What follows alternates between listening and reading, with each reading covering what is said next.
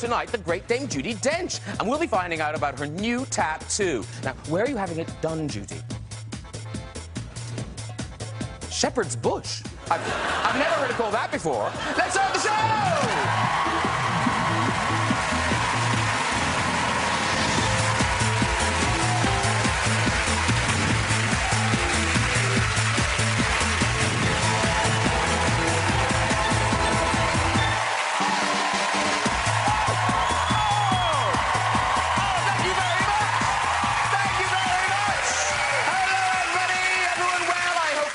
Hey, less than 100 days to the general election. Everyone excited?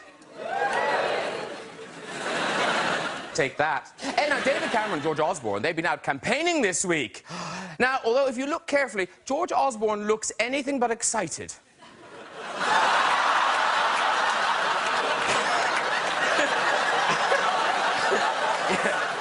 Interest rates are down. Hey, we've got a great lineup for you tonight. Legendary actors, showbiz royalty, and one of my very favourite guests, the fabulous Dame Judi Dench, is on the show. The equally lovely Slumdog millionaire Patel is joining us. We've got the writers and stars of the hit new comedy Catastrophe, the very funny Sharon, Horgan, and Delaney. They're on our sofa. Plus, from hot new films on Broken and 71, we'll be meeting rising British star Jack O'Connell. He'll be here. He's so hot right now. He is so hot right now. He is. Plus, we've got music from, this is pure indulgent, one of my favourite bands at the moment, Swedish duo First Aid Kit are here. Yes, they are.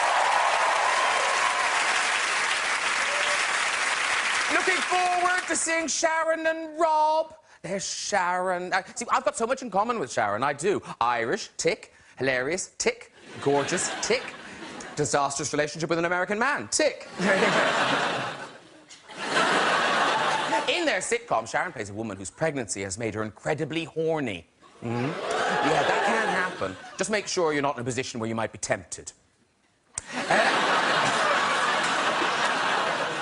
Normally, she just shakes the hand. I don't know. It's a very welcome return for Dame Judi. What an actress. Star of the Bond films where she played No, that's just foolish. Dame Judi is a classy actress. There was enough money in the world to make Dame Judi Dench wear a stupid red costume like that. My mistake. Judi and Dev are about to appear in the sequel to The Best Exotic Marigold Hotel. Here are the residents of the hotel, a group of people who all get together when their careers are over. Of course, in real life, they'd be here. Yes, Channel 4's The Jump. Featuring Joey Essex. Wow. Ironically, the snow isn't the thickest thing in that picture. Let's get the guests on! Later, we'll be meeting Jack O'Connell and the music from First Aid Kit. But first, it's a boy and a girl. It's Sharon, Horgan, and Delaney. Oh! Hello, this way. Let's do this. Hello, darling. Hello. Come in, give us down. Hello, sir. Very nice to see you. There he is. And VIP guest checking in. It's Patel and Dame Judi Dench.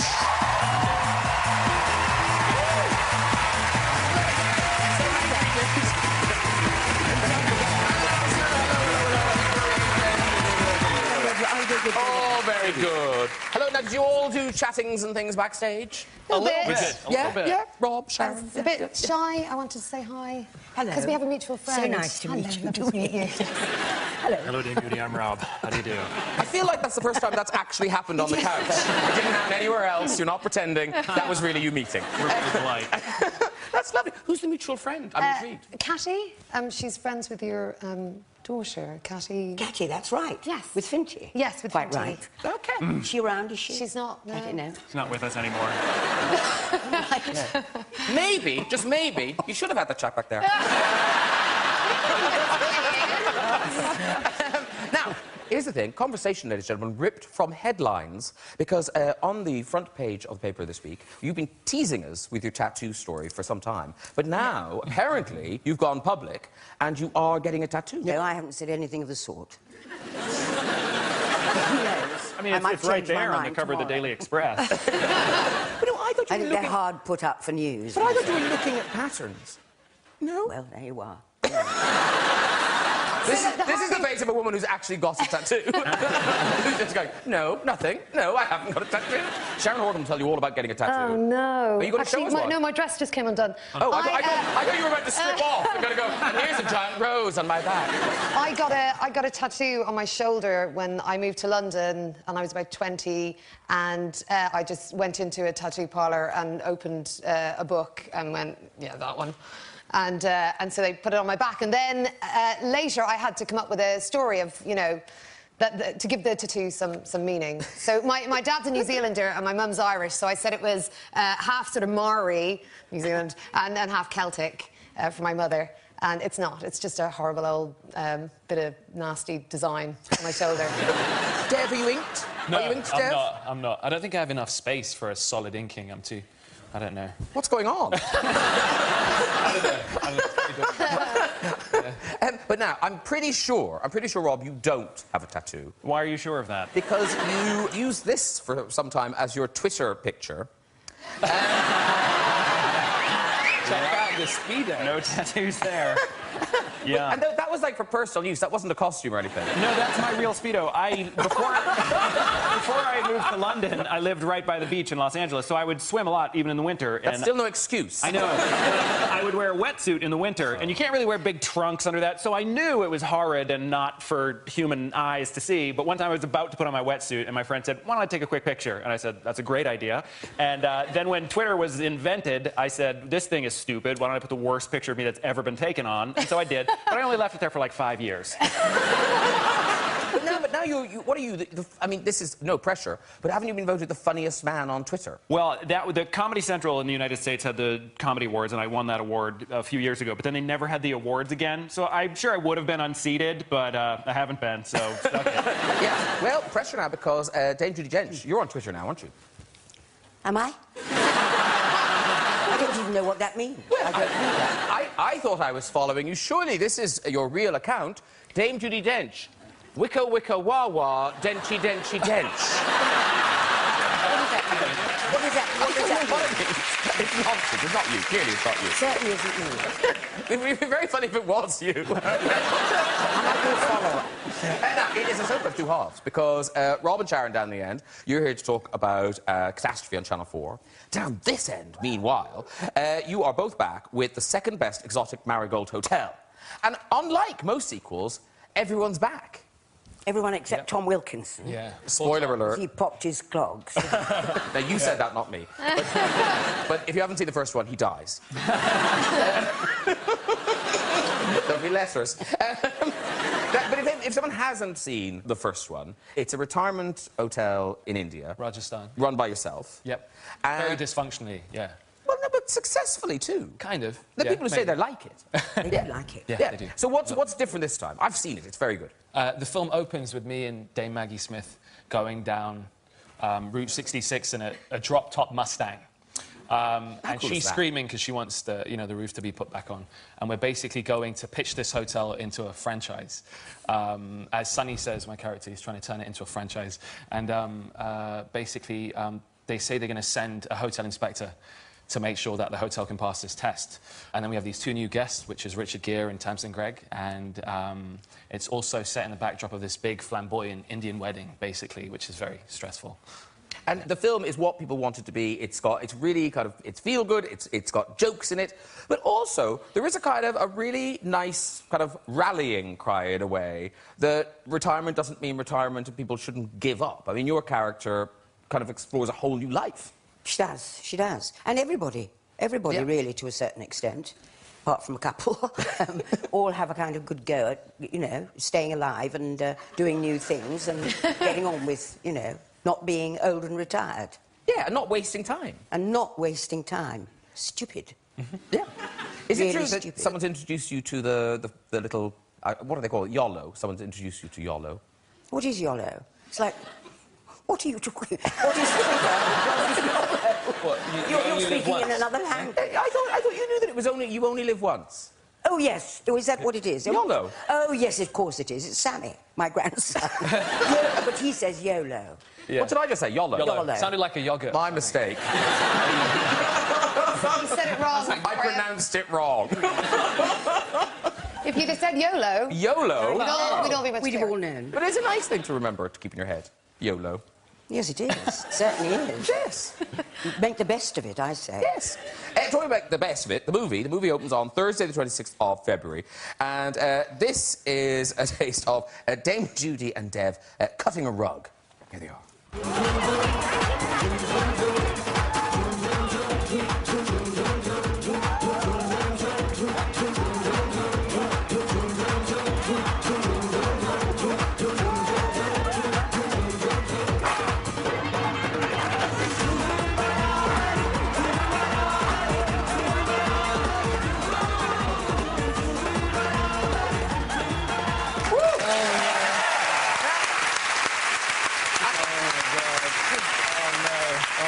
I should stress, there are scenes with dialogue, but none with Dev and Judi talking to each other. Bizarre. So that was the clip we chose. But when I was watching in the cinema, I didn't realise it, but watching the clip, you're very good as an actress at acting.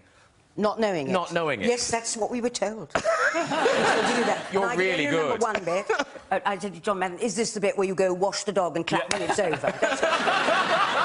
They sprung that on you guys pretty last minute, didn't they? Completely at the last minute.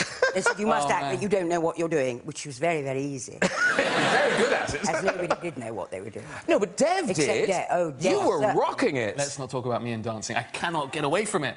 They got the only guy in India that can wrangle me is this very flamboyant Indian fella called Longi, and he's just all hips and hands and, yeah, buddy, good dancer. He did the dance at the end of Slumdog, basically, and he came back to haunt me again with this really crazy dance sequence. And it's hard for you because you're in the front row. I'm in the...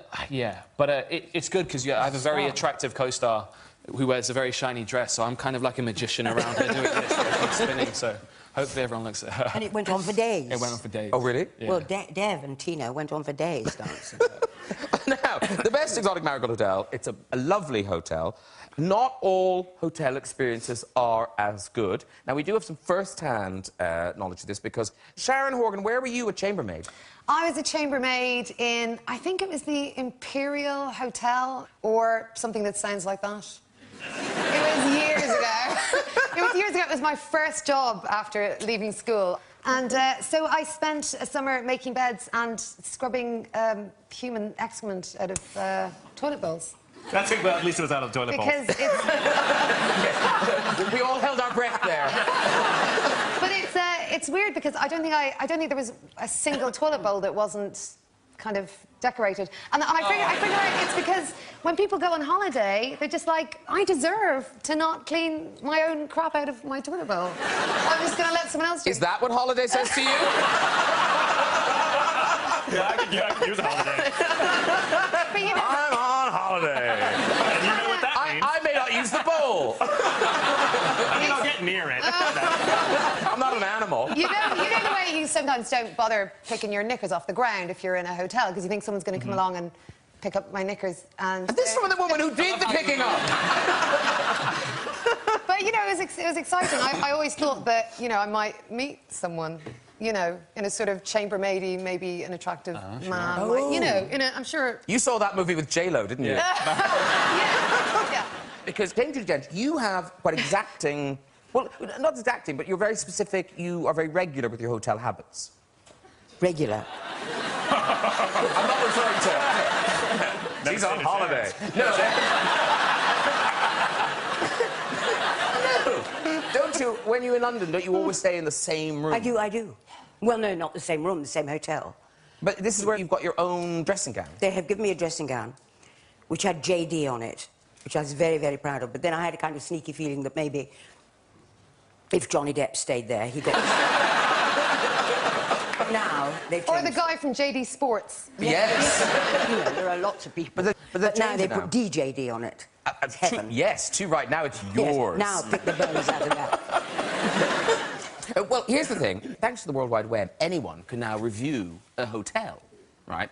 And so we've come across, these are actual online reviews of actual experiences people had in hotels. So, here's the first one. I got to the hotel to check in, and on my way to the elevator, I slid right into a pile of diarrhea that was located near the elevator. It got on my knees and my arm, as well as my luggage. The hotel staff did not help me in any shape or form and told me to watch where I was going, and it was my fault. How is it my fault there is poop on the floor in the first place? My room was horrible and smelled like poop as well. I was disgusted. Never again. Now, what I like about this is, 1 of 2 people found that review helpful. Other person, no, that's not helpful. He still gave it 1 star. Yeah, I know. I think, having looked at these, I think 1's the minimum. You can't do a no star. What's up next? Please take notice that this review, me and my husband and 2 kids went to these apartments for a week, and I must say, never again. We arrived at 5 a.m. and were introduced by a member of staff, Ismet. As he took our passports, we sat down, and my daughter, 13, saw 2 people on the sofa next to the bar making love whilst being videoed by the chef. Why did it work? They weren't doing a good job of making love. What they call making love. Yeah. But I like that service still got 2 stars. And location was excellent. Next up. Do not stay in this absolute dump hotel. And I use the term hotel very loosely. I cannot convey strongly enough how disgusting the space is. Blood-stained headboards that have clearly been up since World War, the first one. Rude stuff. Windows that won't close, no hot water, broken furniture, dirty utensils, broken light fittings, and actual poo in the kettle. Now that's a holiday. That's your I am so on holiday.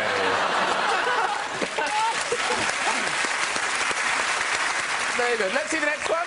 I wish we hadn't gone. Oh, now, this is a weird one. I don't know whether it's an actual spelling mistake or whether it's autocorrect, but it makes the review very confusing indeed. I wish we hadn't gone. The meal was ruined by midgets everywhere. And we were sitting inside. We even moved tables nearer the back wall. We were either followed by them, or they were at that table till we woke up following morning covered in bites and very itchy. Terrible. That's the hotel in Disneyland, though. All over the place. Get off. Do we have another one? This is... Well, anyway. We were given the keys to the wrong room and walked into the room to find a naked African gentleman washing his genitals in the sink.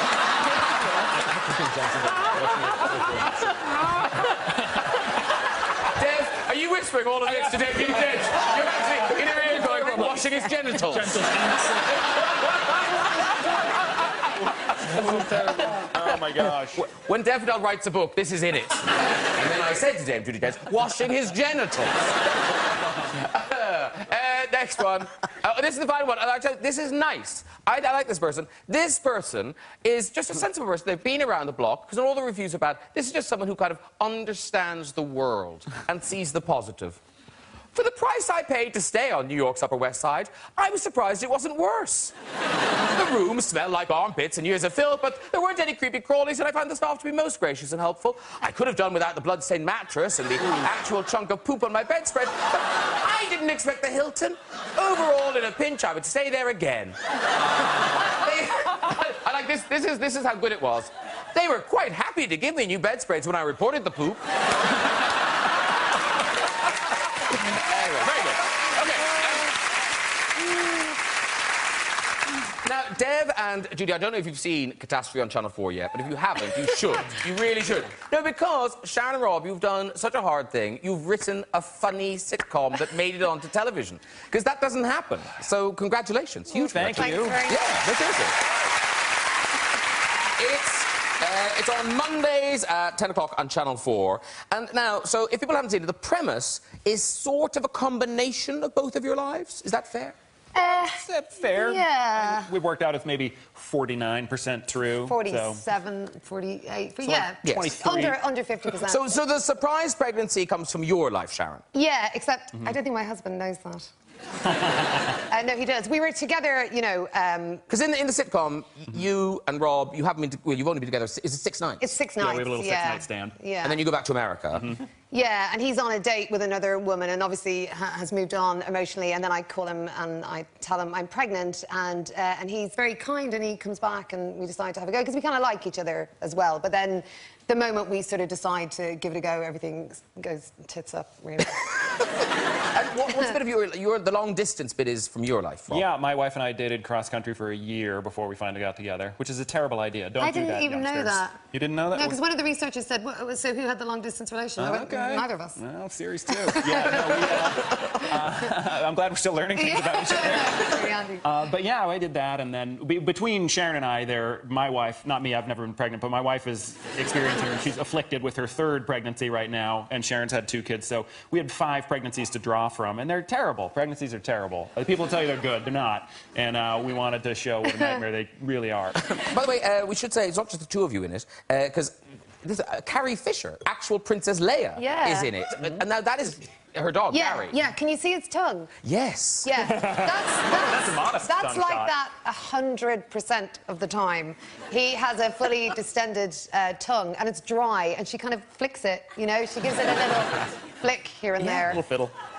And the first time I met her, she was talking about Gary Fisher, because that's her dog's name, Gary Fisher. And she loves Gary Fisher, and she was going, I just love this dog so much, I love him better than all my dogs. I don't know why I love him so much. And I was nervous, and I'd only just met her. And I went, well, you know, I mean, maybe it's because of his tongue. You are single, and he seems to like you. And she thought that was fantastic. And she thought it was fine. Oh, yeah. Anyways, we've got a clip from the next episode of Catastrophe, and this is the 2 of you sort of having a conversation about some of the effects pregnancy are having on you. I keep getting very horny and very depressed at the exact same moment. It's awful. This sounds like hormones. What if something happens to the baby? Nothing's gonna happen to the baby. But what if he has a weird shaped head? Like, what if he needs to wear one of those special helmets? You should be thankful they even do helmets now. I mean, in the old days, if your baby had a weird shaped head, he just grew into a man with a weird shaped head. What have you done? I had a full checkup right before I came over here. Do you have life insurance? No, but I'll get some. We'll get you life insurance, too. Okay. Not too big a policy for me, though. I don't want you to murder me to get the money. I'm not gonna murder you. And when women get murdered, it's like 85% of the time their husband that did it. They totally know it was me. Even if I wanted to kill you, I wouldn't kill you. Or have you killed. I won't kill you either. Thanks, honey.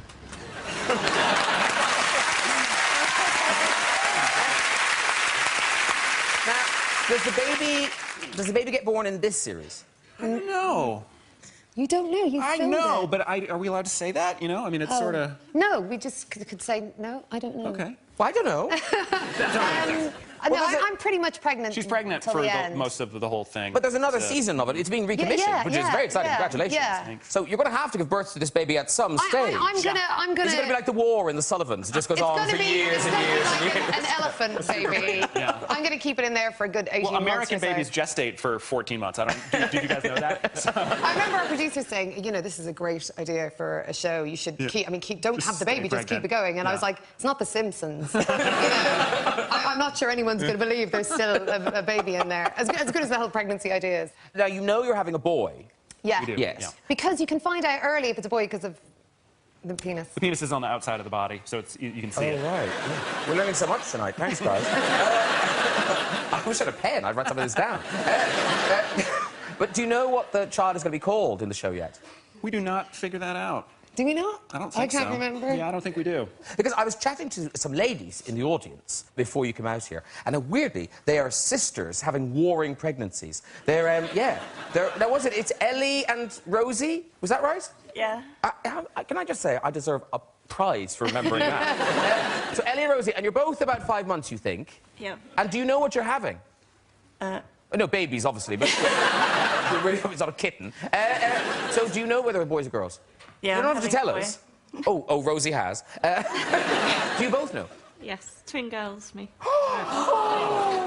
There's 3 little unborn people here! And have you chosen names yet? No, but my husband wants to call him Hanso because his surname's Lowe.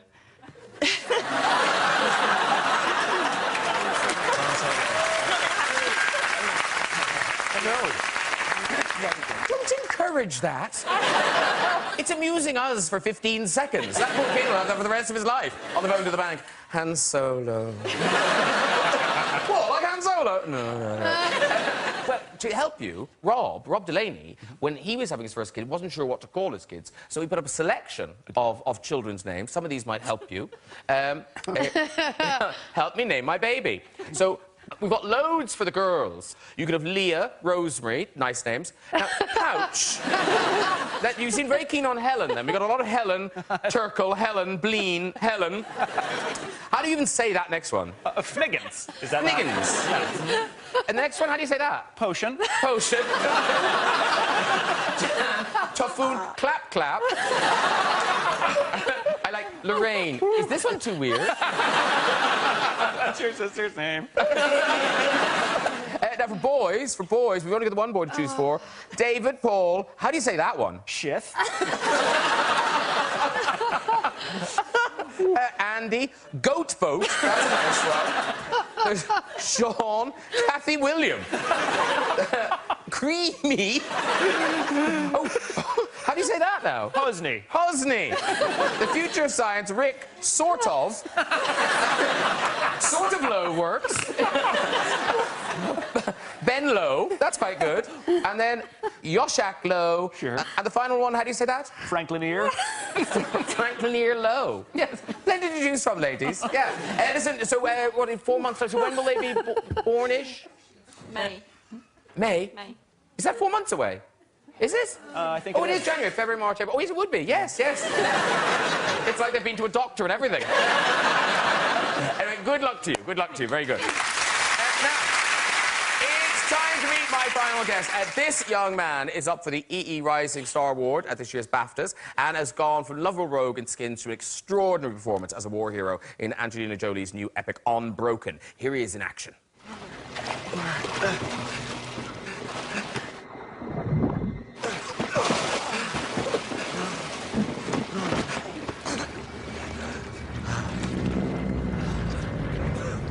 Get out, boys. Get out! Come on!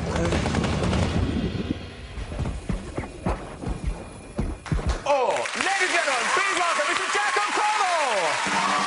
Here he is! Hello, sir! Very nice to meet you. Come in and sit down. That's it, thanks. Now, you probably have, well, you do know each other. You guys haven't met. That's Sharon and Rob at the end. Mr. Jack O'Connell. Jack O'Connell. He's so hot right now. He's so hot right now. No, you must be Isaac. You've had an amazing year. Congratulations. Thank you. Yeah, no, I mean, it must be good, because you work away and then suddenly it all falls into place. Yeah, no complaints. Yeah, and links to the rest of the couch, because, of course, Skins was on Channel 4, and Rob and Sharon on Channel 4. Dev, you were in the first generation of Skins, and so you were... Well, is it called Skins Second Generation? Or is that just what we know it as? People, right? They call us the Skins alumni. It's Really? quite cool, right? Is that in America? I think so. He made that up. An interview today. Yeah. So. There's meetings for one. Dev shows up. But very exciting, because you have worked with the great Dame Judi Dench. Yes, yes. Yeah. What was that? We had about 10 minutes together, I think, didn't we? Yeah, well, no, it felt like longer for me, though. Very much. Because, no, it was, yeah, because I was, I was so, set aback, I guess, and starstruck, that I was trying to be as aware as possible and not forget anything. Do you remember burping just before that take? I do. She blamed me. She blamed me for the burp. And I was playing a big, serious nun. He was playing a big, serious nun in a big, serious abbey, so the burp was amplified. And, yeah, I got the blame. I told my mum about that. Now, we mentioned tattoos earlier, and because you're quite inked in real life, aren't you? Oh, I have one or two, yeah. Yeah. I guess the most famous one was fake. That one on me bottom from... I'm glad you brought it up, so now we can show the picture. That's it. Why?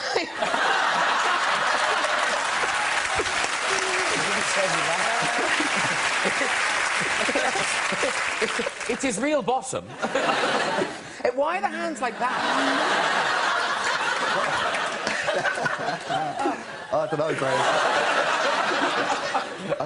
I guess to imply whatever's happening on the front was my guess, but we didn't have enough makeup stuff.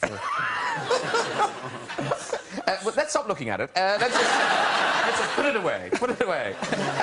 But so here's the thing. You are here. You are an inspiring person for young people watching this, thinking, oh wow, this is possible. You get a bit of telly. You're in some very good but small British films.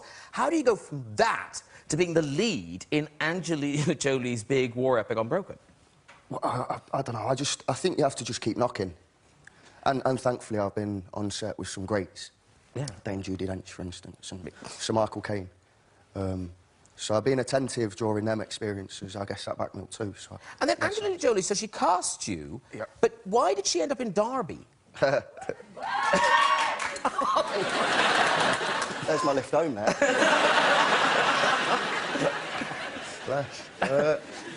I don't know. She insisted that she'd come and meet me family. Which is very nice. Absolutely, she didn't need to do that. But your mother must have been sort of cleaning for a month. Did you have to bring her home? We couldn't have met in a restaurant. No, we did. We met in a restaurant. Oh, yeah.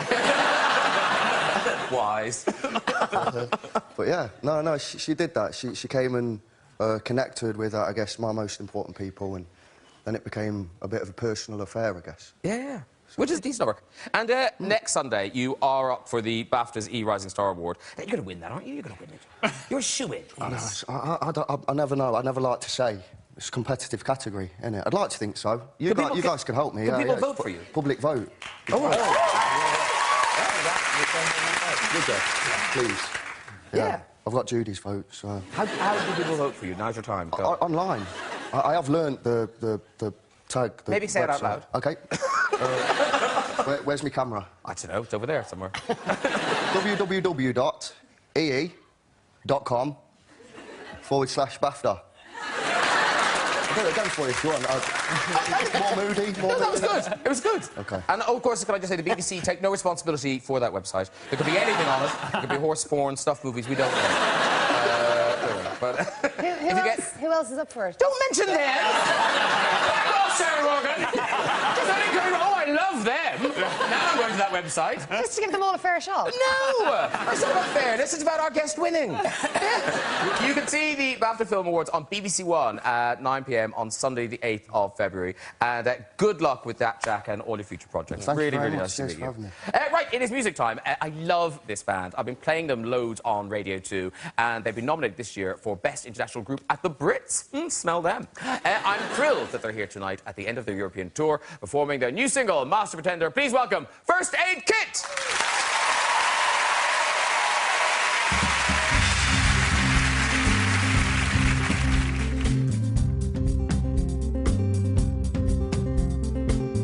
I never thought that I was weak.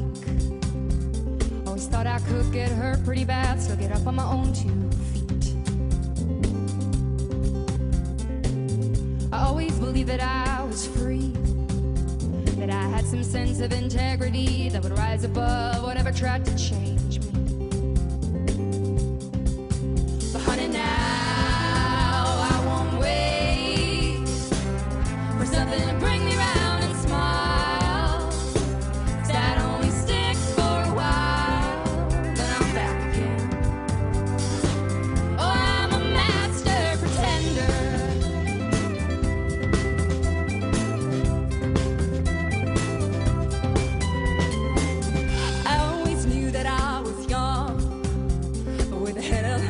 Short tongue, I could fool most anyone. I never expected to be struck by the fatal hands of fortune or by sheer bad luck. So honey, now we won't change, and memories just rearrange and fall into place. So I'm back.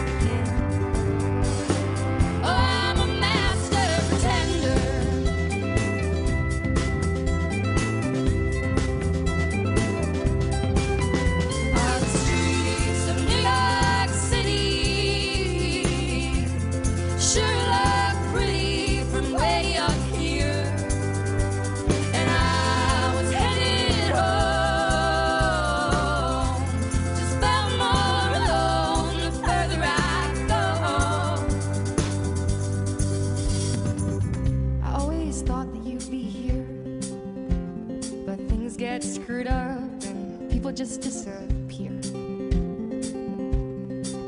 So honey, now don't be mad. Time has shown me it can't be that bad, and if it is, well, I think I dare, but I'll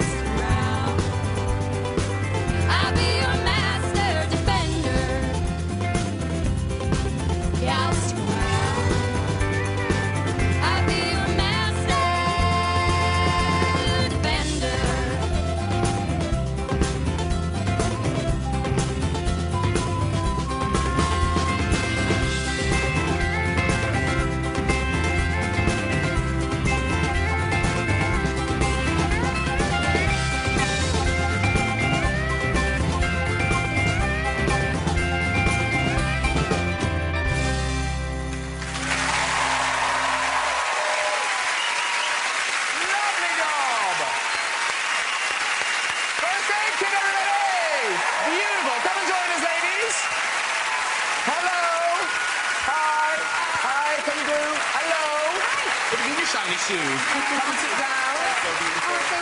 There you go. Pardon. Say hello, everybody. Say hello, everybody. Okay. Now, just to be clear, so Clara is... That's me. You and Johanna? Yes, that's me. Is that how you say it, Johanna?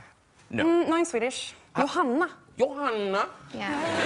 I say Joanna. Joanna, I say. Yeah, let's go with Joanna. No, Johanna. Johanna. And you're sisters? Yes. Yes.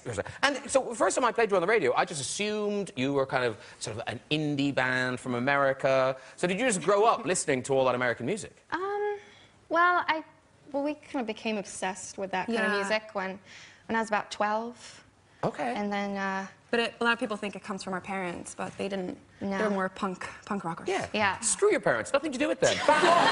Yeah. And now that is from the album Stay Gold, which if you haven't heard this album, it's just beautiful. I listen to it every day. Really? Oh, yeah. My wife is going to freak out that I touched you. Well, in a good way. Yeah. In a good way. She wants me to touch you. Okay. Don't touch them. Okay. Different time. Different time. Right. Before we go, let's make this week's visit to the red chair. Who's there? Hello. Hi, how are you? I'm very well. What's your name? Dara. Dara. And what do you do, Dara? I'm a doctor. What, an actual doctor? An actual doctor, yeah. Jesus, I'm so old. There are organs in my body older than him. You couldn't heal anything. I try. You don't know how things work. And are you a doctor, like a GP type doctor? Just general doctor in the hospital. That's the GP, isn't it? I don't know. He's so lying. Right. He's a fantasist. He's not. People are watching it going, he told me he was a doctor. Ask him about your problem. And then yeah. It'd be like an episode of Embarrassing Body. Have you look at this now? Right there, off you go with your story. So one day I was in clinic and I was in with the patient and I had to do a rectal exam. Of course you did! So it was just myself and himself. So I got him into position. I got him to put his two hands on the bed. So I put one of my hands on his hands and the other hand was doing the exam. So then, unknowns to the patient, my senior came in to chaperone and supervise. And unknowns to the patient that it was just the two of us, he put his other hand on the patient's hand. So the exam was very interesting. So he thought it was just the two of us in the room. He looks up, he's two hands on his hands, and the only sensation going on behind him. So that's where the exam ended. He jumped up and, yeah. Good story. Darren, come on. That was a good story. I like that. Now, somebody told me, Deb, do you want to sit in the red chair? Do you want your picture taken in the red chair? I don't have a story. So, no, we don't tell a story. You just want your picture in the red chair. I want a picture in the red chair. Well, go get it. Where do I go? Where do I go? Over there. Follow that man. Which way? Follow that Hello, man. man. There we go. And no one's going to flip you, Dev. Wait, don't worry. You sew up. Look at these two. They're like, any minute now. Judi, if you want it, all right. Yeah. Rock, paper, scissors for it, if you want. No, we'll take the picture first. Okay, here he is. In you go. No, I promise, no. We'll let them take the picture first. When I say first... No, you're good. Who's taking... No one's taking a picture. There's a big camera looking at you. How will anyone see this? He wants it. Look, go on, Judi. Okay. I smile down the lens, and then, we'll take a screen grab of that. Go on, sock it to him, Judi. Go on, Judi. Come on, Judi. Go on, then, Deb. Hey! Well done, Deb. Come back and join us. If you'd like to join us on the show, we're going to the red show. You can contact us via our website at this very address. That is it for tonight. Please thank my guest, First Aid Kit, everybody. Delaney. Sharon, Horgan. Patel. He's in there. Then Judi Dench. And Jack O'Connell. Join me next week where my guests will include Jerry Maguire star Cuba Gooding Jr. and Oscar-nominated actress Julianne Moore. I'll see you then. Good night, everybody. Bye-bye.